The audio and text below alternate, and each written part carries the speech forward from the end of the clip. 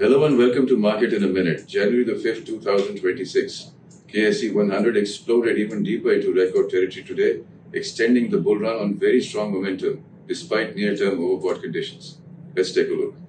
All right, so this is where we stand. A big green candle, 3373.30 points up for the day, 1.88%. But if you've been following us for the last few days, you would have noticed here first, once again, volume above average, signaling broad participation behind the push higher. This is a marked contrast to the previous weeks, days, weeks, even perhaps a couple of months, where volume was continuously below its average.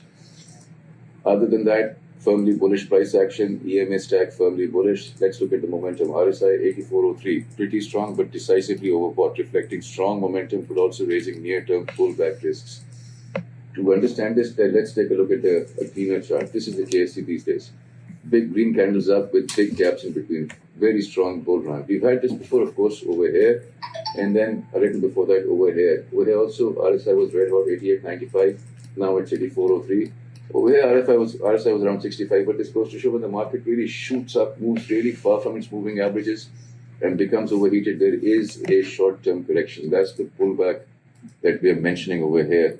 A possible pullback to retest levels above the 10-day EM and then move possibly higher for the next leg. MACD also showing bullish spread widening, momentum accelerating. ADX 3369 trend is now firmly established and still improving. So overall, our verdict for the day would be bull trend remains dominant and confirmed as long as price stays above this, a technical requirement for the bull run, the 10-day EMA. The bias stays higher.